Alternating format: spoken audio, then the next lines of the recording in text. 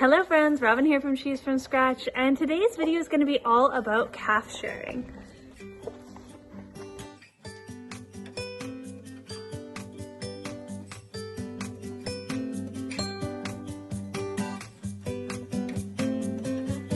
Good morning, Camy. So Camy gets locked up at night, and then after I milk in the morning, I just milk out her mom's back teats and leave the front ones for her. After I milk in the morning, then she gets to go back out with her mom for the full day.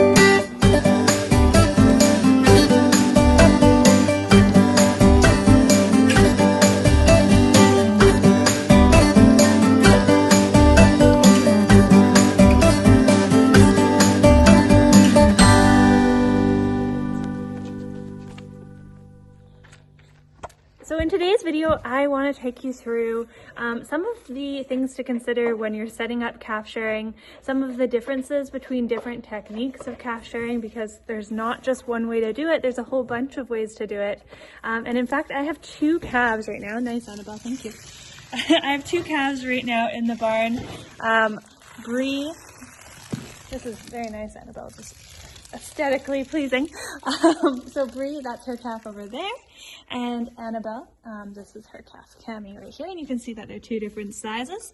So Camy is about 3 months old, and Tiger, Bree's little calf, is about 3 weeks old. So the way that I calf share between these two calves is actually different because of their age and because of how much milk their moms are producing and how much they need, and how much these little calves need to eat. So in today's video, I want to kind of take you through why they're different, how you can set up calf sharing, some considerations for it, some troubles that you might come across, because it's not all rainbows and sunshine. Sometimes it's hard, sometimes it doesn't work quite how you wanted it to work. So we're going to be talking a little bit about that. All right, so to start this video off, I want to talk to you about actually what calf sharing is. So calf sharing is where you share the chore of milking with a calf. Instead of pulling the calf off and separating them, basically, so that that calf is never back with its mom. Usually on, for example, dairy farms, they might keep the calf on the mom for 3 days or so, and then they're going to remove the calf, take it to another farm, take it to a calf hutch. The calf and the mom are never going to be reunited again.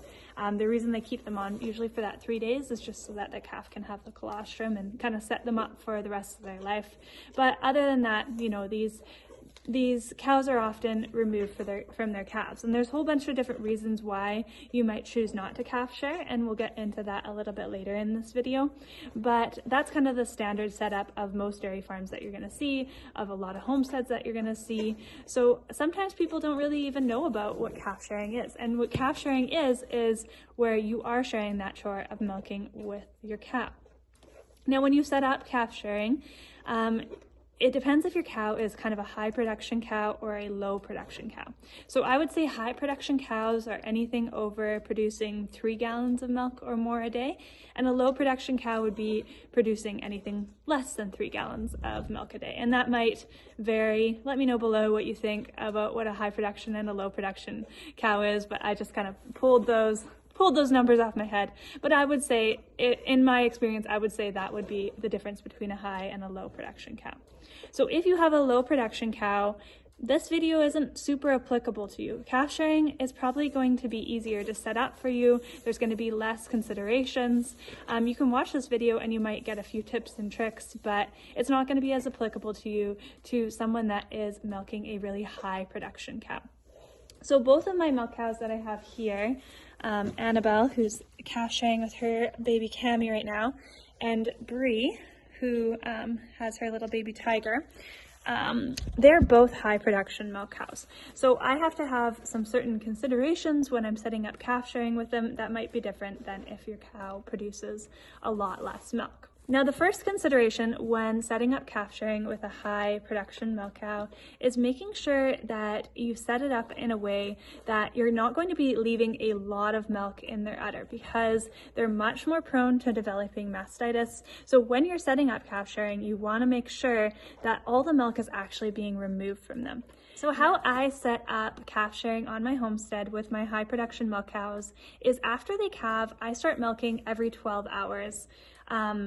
Right about 12 hours after they calve. So they calve, I wait 12 hours to give them a little break, let them bond with their baby, and then I'm making sure that I start milking about 12 hours after they calve. And this can be different for all sorts of people. Lots of times people like to wait like 48 hours after their cow calves before they start milking. So do what you want to do, but that's what I do on my homestead. Now, after I start milking, I'm keeping the calf on the cow 24/7. And even if you decide that you're not going to calf share, it's a good idea to keep the calf on the cow for about 3 days to make sure that that calf's going to get all of that good colostrum that cow has to offer. Thanks, Annabelle. So making sure that even if you're not going to calf share, that calf stays on for about 3 days to get all that colostrum. It's going to set them up for the rest of their life. Now, if I'm planning on calf sharing, which I usually am, I can't think of an instance where I'm not planning on calf sharing. I'm going to start milking my cow 12 hours after they calve, every 12 hours. So a twice a day milking schedule. So for example, Bree calved at about 7 o'clock at night. About 3 weeks ago. She calved at about 7 o'clock at night, which was a really nice time to calve. So thank you, Bree. Thank you. Anyways, and then the next morning at 7 o'clock, I milked her. And then that evening at 7 o'clock, I milked her. And I just started at twice a day milking schedule. And while I was doing that, her little calf Tiger was on her 24/7, and I was still able to get enough milk for the house. Tiger was still getting all of the nutrition that he needed, and so that is how I kind of set up calf sharing with my milk cows.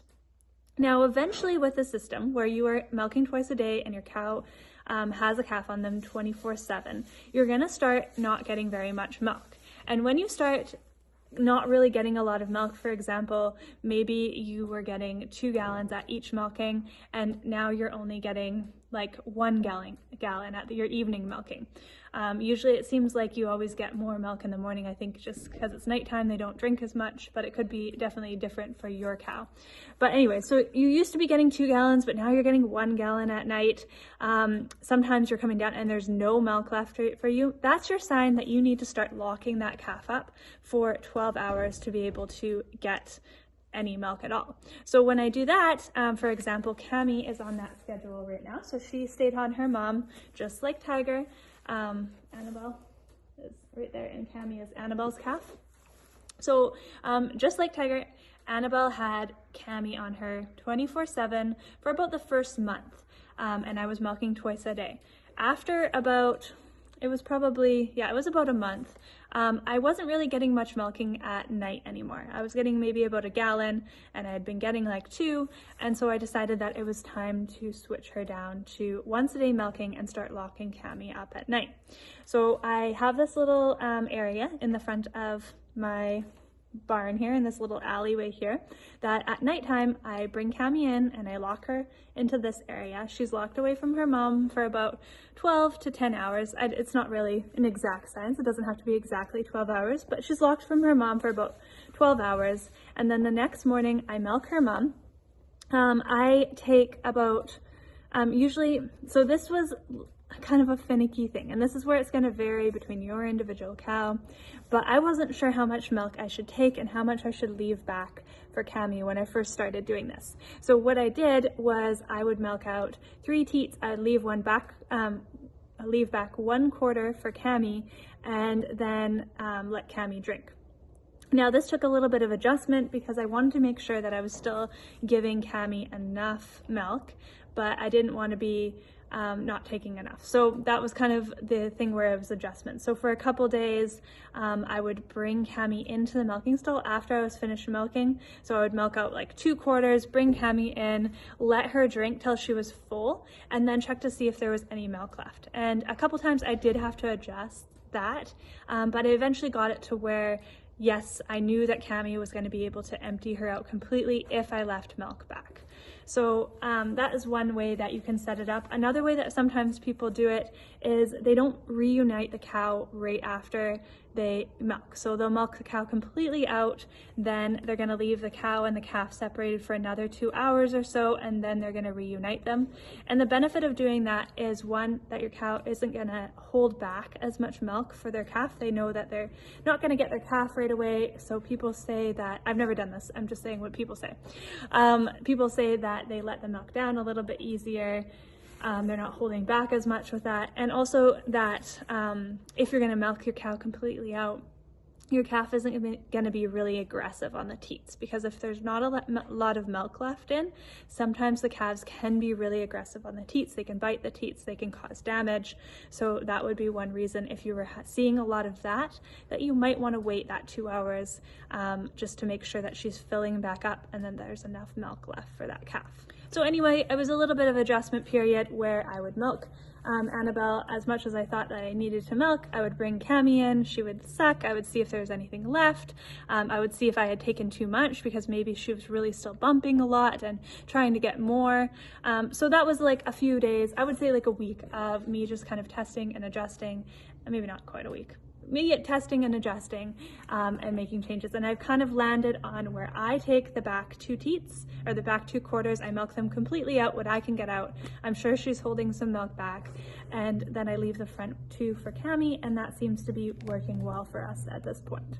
And so the benefit of this, where I'm locking Camy up at night and then reuniting them in the day, means that I don't have to milk at night. I have switched Annabelle down to once a day milking. And so that is the real gem of calf sharing, is that you can switch cows down to once a day milking a lot sooner than if you were not calf sharing. So cows usually that are not calf sharing, well, sometimes, I should say usually, but sometimes cows that are not calf sharing can be switched to once a day milking after they've gone over peak production, which usually happens about 60 to 90 days after they calve.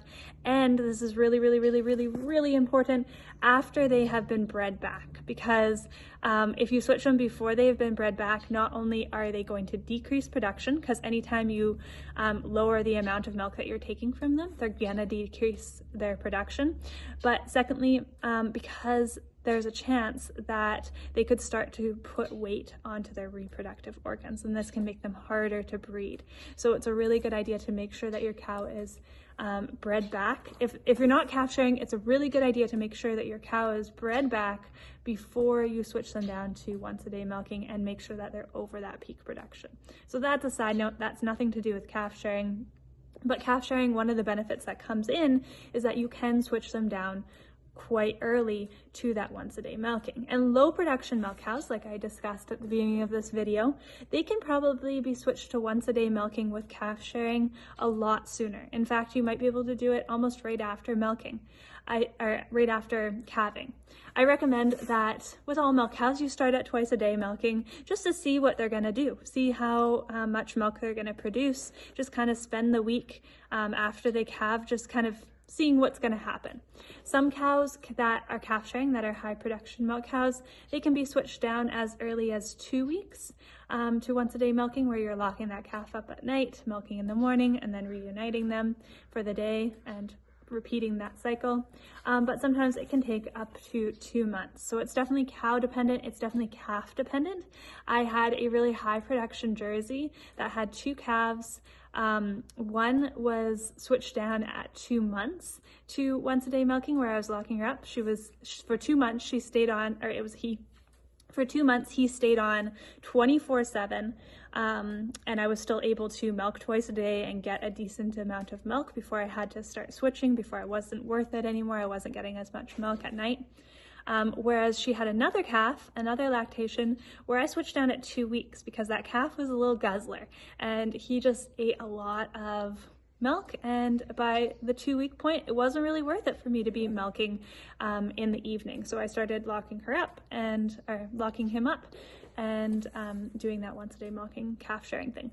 So cow dependent, calf dependent, yeah, depends on a lot of things, depends on your individual cow.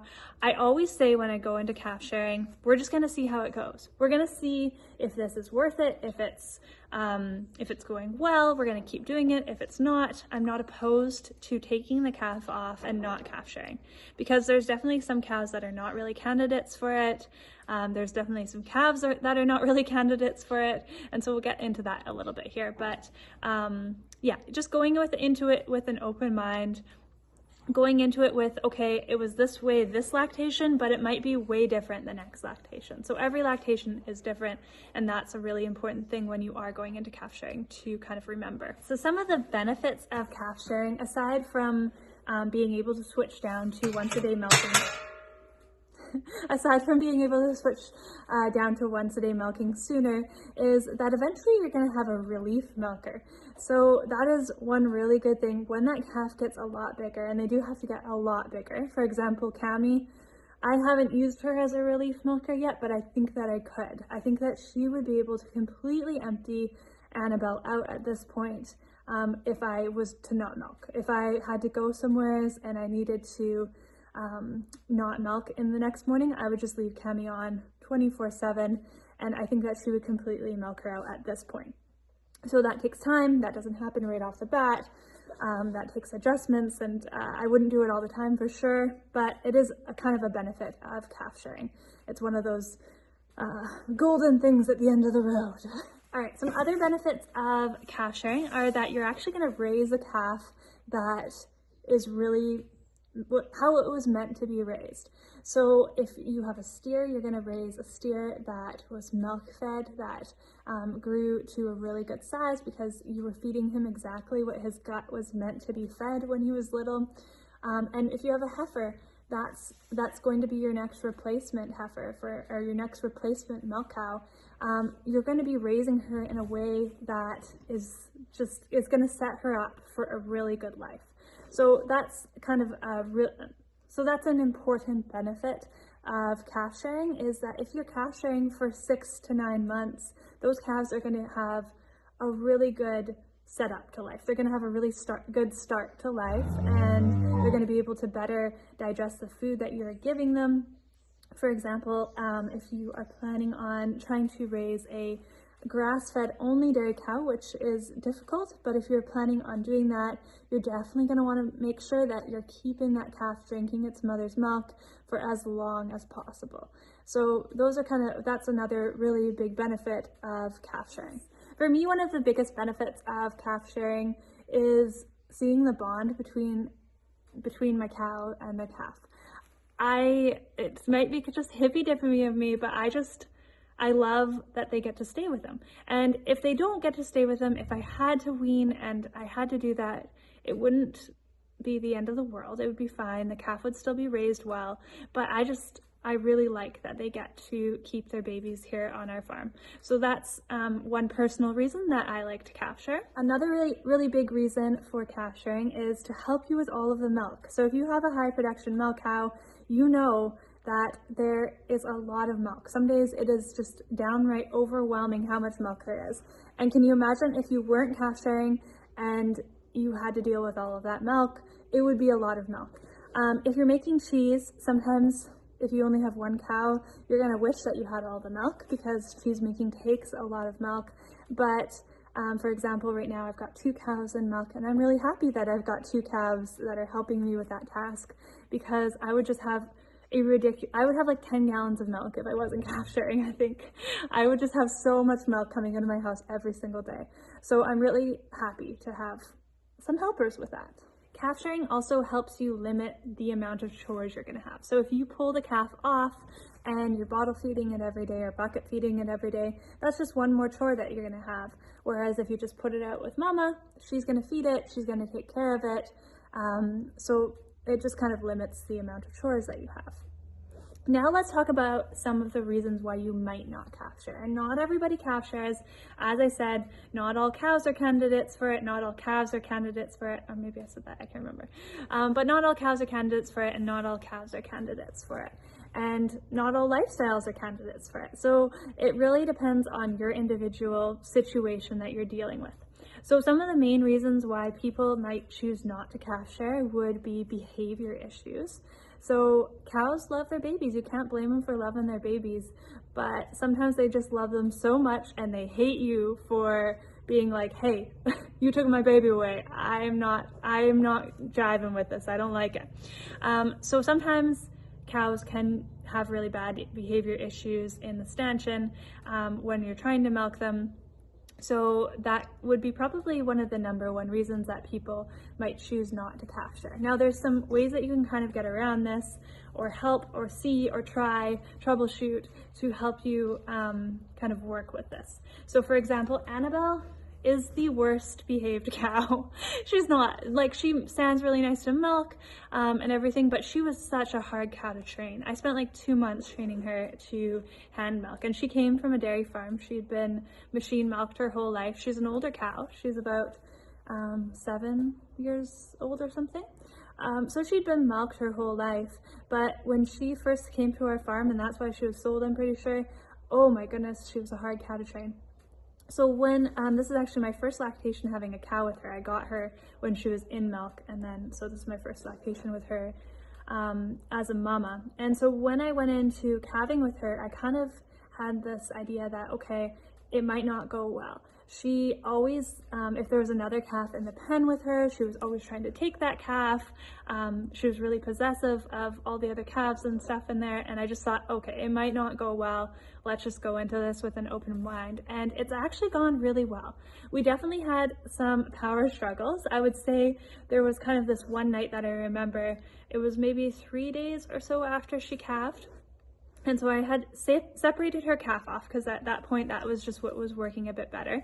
I would separate her calf off to the side, then I would bring her into the milking stall. I was by myself this weekend, the weekend that she calved. My husband was gone.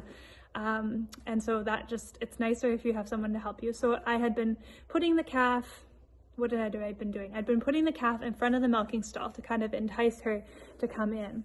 Well, she did not like that. She went crazy cow on me. I got the crazy eyes. I had to jump the fence. And so that was kind of a turning point, like, okay, am I gonna do this? Am I gonna calf share? I don't know if this is gonna work. But we just kept persisting. I got her in. I made her stand for milking. I beat the boss cow. I was the boss cow. And we got through it. And I think it was hard for the first couple weeks. Honestly, I sort of blocked it out, but we got through the hump of it. Cows love routine. So if you keep the same routine, you do the same thing every single time, they're gonna thrive on that. They're gonna just accept it, and it's gonna be what it is. So we got through it, and it's actually been beautiful calf sharing with Annabelle. I think she was just waiting for a calf her whole life. Her calves always got taken away from her. And so I'm really happy on our farm that she gets to keep her calf with her so far.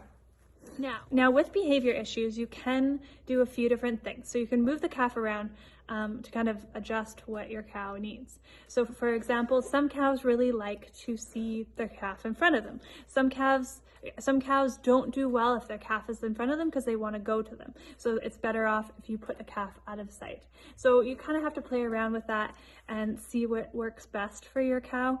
But those are just a couple things to try if you are dealing with some behavior issues. And then repetition, repetition, repetition.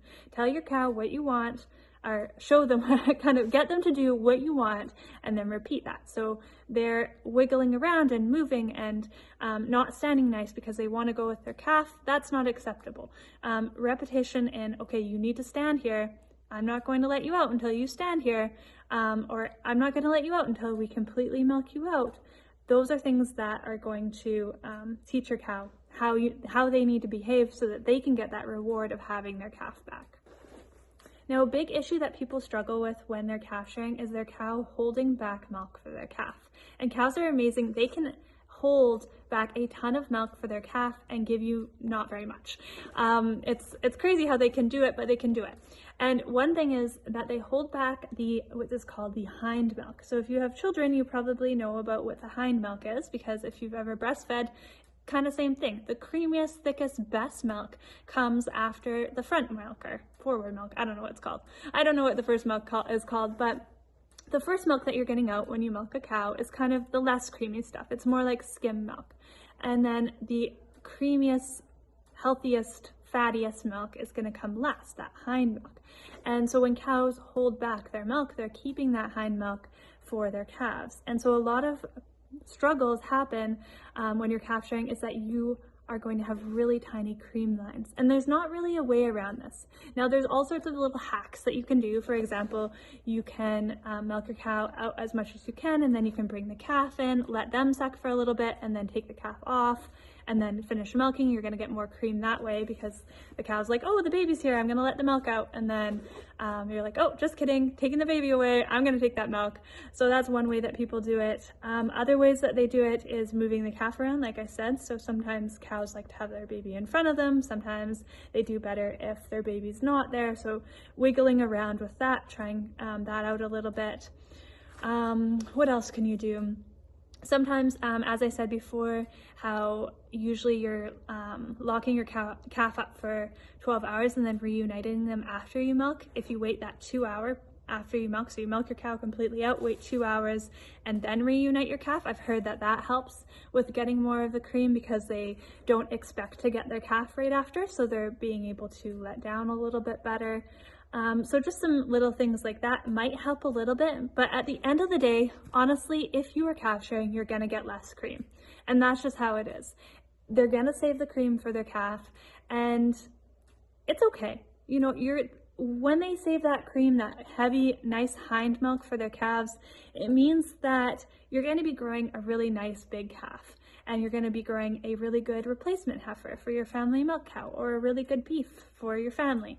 So even though it sucks and you would like to have the cream, if you're calf sharing, even though there's little hacks and things that you can do to get more cream, you're not going to be getting as much cream as if you're not calf sharing. And sometimes that's a deal breaker for people, but I like to say, you know what, everything comes in seasons when you have a milk cow, and that includes the cream. So as your cow gets further and further and further in her lactation, she's actually going to have higher cream lines. For example, a cow that is like 9 months into her lactation will just have like this super epic cream line, and usually you have weaned your calf at that point. So usually we're weaning around 6 to 7 months with our milk cows, and so after we wean, that's when we make all the butter. That's when, okay, now we've got all this cream, there's actually a heavier cream line. Even if you weren't calf sharing, there's actually a heavier cream line. And so that's when you make all the butter. And so things come in seasons, and that's why butter freezes so well, so that you can make it when you have the cream to do it. So that's one thing, that's probably the one thing that hangs people up with calf sharing. The biggest thing that hangs people up with calf sharing is the tiny cream lines. Now, one question that I commonly get from people that are trying to calf share with their cows is, okay, my cow is holding back so much for the calf. How do I know that they're gonna get completely emptied? And so that's where maybe you want to go to twice a day milking, making sure that you're milking them twice a day to get out as much milk as possible. Just doing repetition, repeat, repeat, repeat, everything that you're doing. That's going to just help your cow get more used to your routine. And knowing that calves are extremely effective. They're way more effective at emptying their mothers out than we are. And so as long as you're taking enough milk that that calf is not going to be having too much milk, they're going to be emptying their moms out. And so that's where, like what I did with Annabelle, where I brought Camy in to make sure that I had taken enough milk. So that's where you can do things like that, just to make sure that you're getting all of the milk out, that she's actually getting emptied out. All right, now some concerns that come from the calf. So for starters, some calves can be very rough on the teats. For example, Camy has recently started biting her mom's teats, and if you see little like line slits in a cow's teats, those are textbook calf was being rough with the teats lines, little cuts. And so some calves do it, some calves don't. I've had ones that do and ones that don't. And it's very frustrating when they do that, because it can injure your cow's teats a lot. It can make you think, do I have to wean now? And sometimes you do. Sometimes they are just injuring them too much that you have to pull the calf. You have to prioritize your cow's health over that calf sharing, and so that sucks when that happens. But there are some things that you can try if you do see that your calf is biting the teats. First off, Camy is looking a little scruffy, and I think that minerally she's not getting exactly what she needs. So I definitely have to start. I'm gonna grab some kelp. I have loose minerals in the barn here. I have a mineral block out in the barnyard, but she just looks a little bit scruffier than the rest of the calves. And so I think she's just not getting something that she needs. So I'm gonna get some kelp. We'll see if that helps. I'm gonna play around with a little bit of the minerals that I have in here and see. But yeah, I think that maybe there's just something that is not quite minerally balanced with her right now. So that is kind of maybe one of the reasons that you might have a calf biting teats. Another reason would be that they're not getting enough nutrition. So if you're taking too much milk and they are not getting enough milk, they're going to be more rough with the teats. So that's where you want to do those little adjustments, maybe bringing her in, seeing if you're taking too much, seeing if you're taking less. Those types of things are going to help make sure that you're kind of meeting their needs and that they're not being super hungry.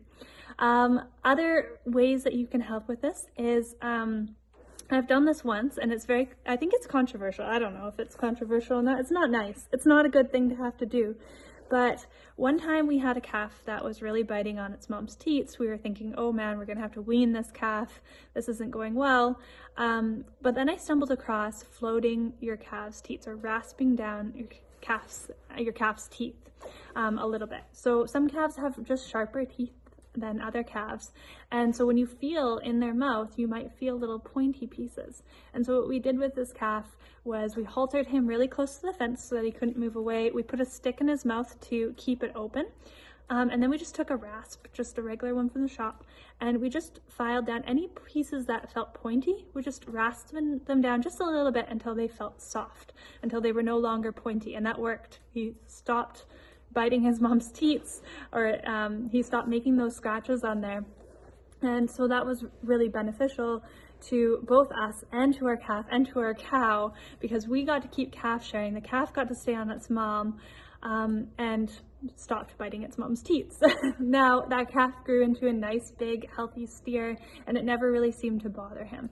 So that would be maybe one consideration for it, is am I going to be kind of ruining my calf's teeth where they wouldn't be able to eat properly? But it didn't seem to affect that at all. He seemed to grow into a big boy. So that was the solution that solved the problem for us with our calf biting our cow's teats. Another thing that can happen if you have a cow that's calf sharing in with other cows is that calf can actually start cross-sucking onto other cows.